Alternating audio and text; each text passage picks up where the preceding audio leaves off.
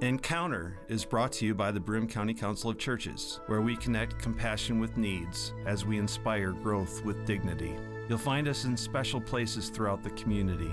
For those who remain hungry, we provide meals. For those who are challenged, we build wheelchair ramps. We comfort those who are ill, minister to those who are confined, and we remain an advocate for change and understanding on behalf of every element of our community. Connect and inspire. Encounter the Broome County Council of Churches. Hello, I'm Jeff Kellam, your host for Encounter. I'm the Parish Associate at the Union Presbyterian Church.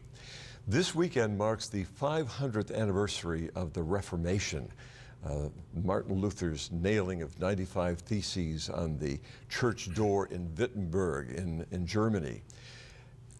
Now that I've said that, only part of that is true. I'm Jeff Kellam, and I am the Parish Associate at the Union Presbyterian Church. But the part about Martin Luther nailing the 95 Theses, I've seen that referred recently as legend. And then the beginning of the Protestant Reformation, perhaps not so. I don't know the history of it, but someone is with me this morning who does, presumably. Dr. Richard MacKenney is a professor of history at Binghamton University. And we're going to be talking about the Reformation and what led up to it, about Martin Luther himself, and then about what has happened in the world of faith communities in the Christian era since that time. So let's begin with this idea of, did Luther actually nail 95 Theses to a church door 500 years ago this weekend? I think that is probably readily verifiable. I don't think there would be any problem about it, but it's nothing revolutionary. That was a perfectly conventional way to open an academic debate. I think you used the term message board when we were talking earlier on, and it is just a question of these are things that we need to discuss. There's nothing that is saying I wish to overturn the church as it stands, which is what eventually happened. The idea of, when we think of a thesis, we're thinking of what you would assign a thesis of 50 pages or so on. We're talking about sentences, right? Yes. And this is a sentence that's meant to kind of prompt or prick debate. Yes. And it's just systematically laid out. These are the 95 things that I think we should discuss. And the most important of these at the time, which really exercised Luther, who, remember, had trained as an Augustinian monk, was the Pope's relationship to indulgences and the money payments that were required of believers. Yeah.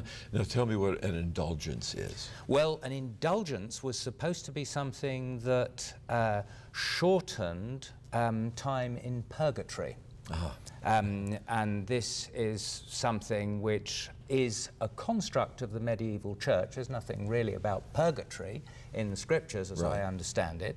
And I think that the key point is that this was something which was, as it were, cutting your waiting time in private health. You know, if you will get to paradise quicker if you make a money payment to the Pope, who will then shorten your time in purgatory or that of a loved one. So that you could do this after someone's death. Yes. You could pay this indulgence. Yes. And shorten the time in purgatory of your grandfather.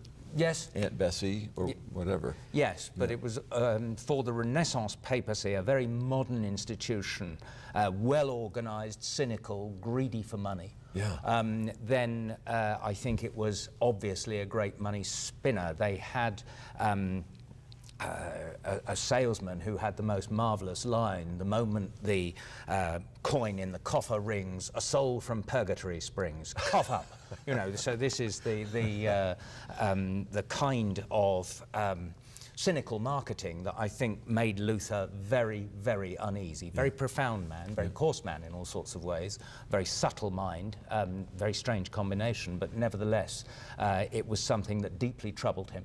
Yeah, so you have this Augustinian monk in not exactly the center of the universe. Nope. Nailing his theses on the church door. Now, we don't go nailing theses to doors. We use Post-it notes, and we use the university bulletin board. But this was primarily not a complaint so much as an invitation to debate or discuss. Yes, yes. As I say, this is perfectly conventional. So Yeah. there's nothing revolutionary in that act by itself. Yeah.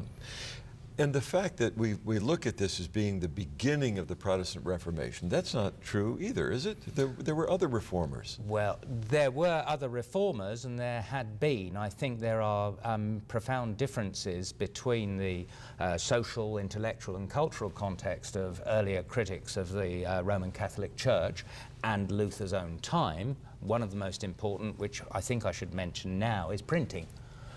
Which means the circulation of ideas is going to be that much faster.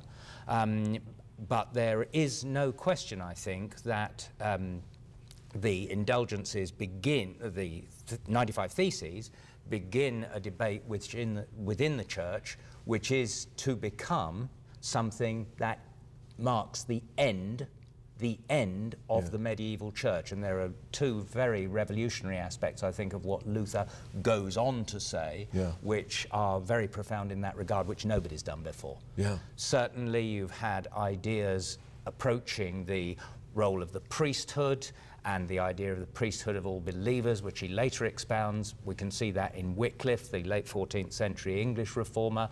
We can think about the priesthood of all believers in the Utraquist beliefs of the Hussite movement in Bohemia, the modern Czech You lands. used a term there. What kind of beliefs from? Utraquist, that means communion in both kinds. Oh, okay. Traditionally in the Roman Church, You only receive the laity only receives the bread, not the wine. Yeah. That's reserved for the priesthood, which sets them apart as a separate order.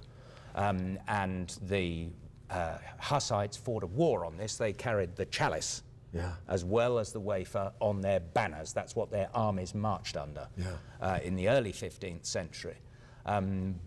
So there are rumblings about this, and there is no question but the later Middle Ages are a very sorry period in the history of the Roman Catholic Church. But there are to be real revolutionary blows to the unity of the Roman Church and indeed of Christendom, which really stem from Luther himself. I don't think that can be questioned. Right. So there were these rumblings, these precursors, but it was Luther's invitation to debate regarding indulgences that really ignited the fire of the Reformation. I think you could say that, though it's probably another 3 or 4 years before that's really apparent, when he moves into a mode of publishing at the rate I've read recently of about 1 pamphlet a week.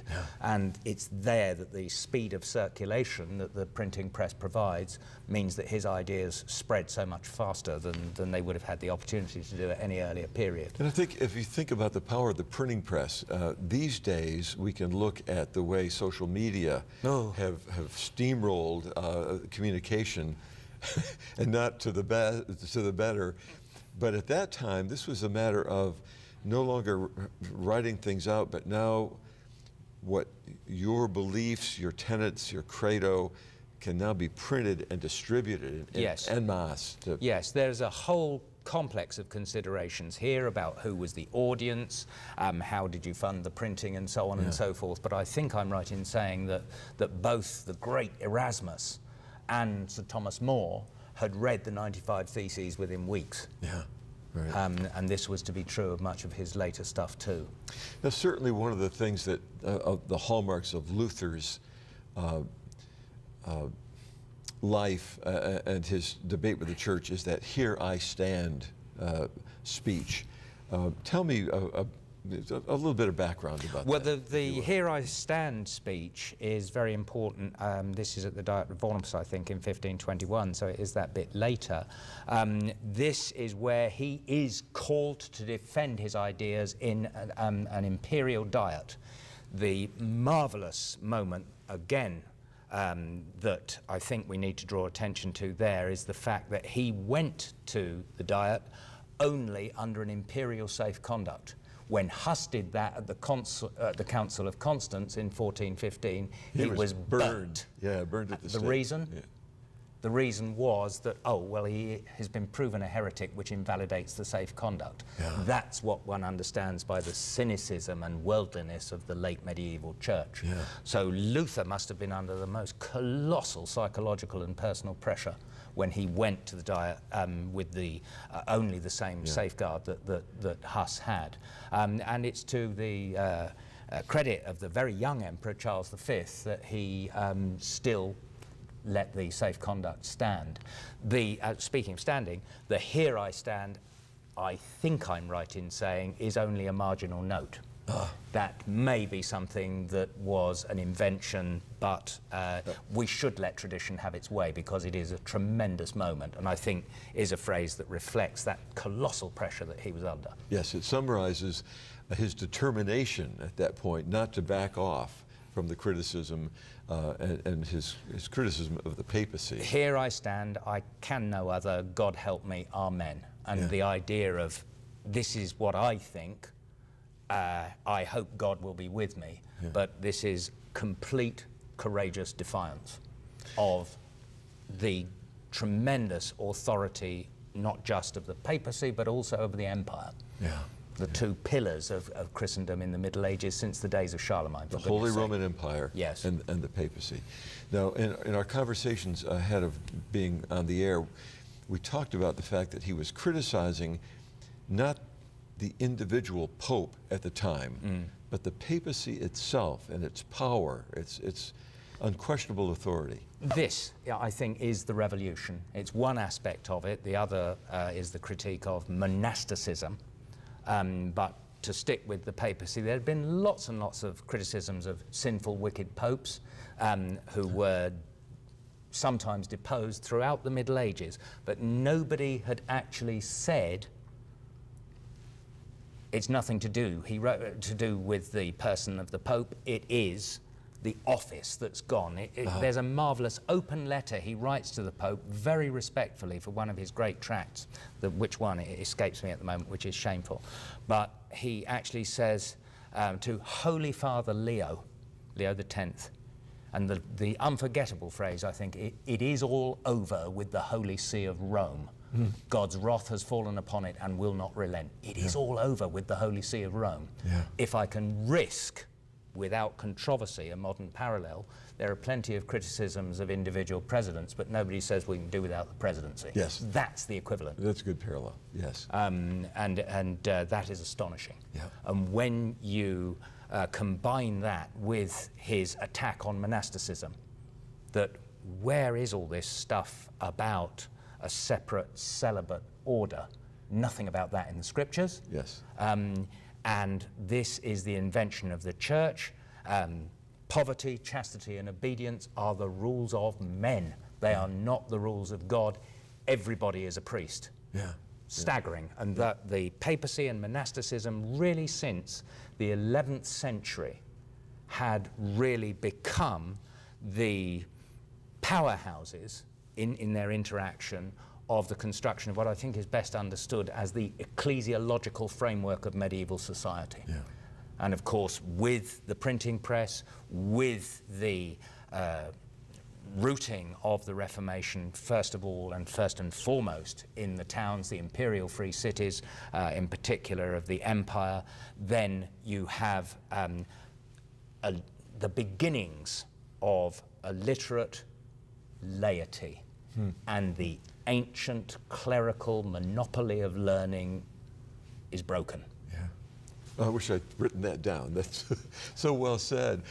Our guest today on Encounter is Professor Richard MacKenney, who is at Binghamton University. We're talking about the 500th anniversary of the nailing of the 95 Theses on the church door in Wittenberg. This idea of the almost breaking the backbone of the church at this point, with the monasticism and with the papacy. What is the response now? Luther's not by himself. There are others who will carry this on. What are some of the post-1517 reformers who are? Well, I think that the other great center of the reform again with a great number of cities, is Switzerland. And another one we should mention is Strasbourg as very, very important. Again, urban centres, the great Swiss reformers, first Zwingli, and then Calvin, who opens a new era in the history of the Reformation, really, itself. But I think, without being too tongue-in-cheek, we should also mention the secular state, because it remains something very important to understand, that the Reformation, for all that we talk about this marvellous spiritual liberation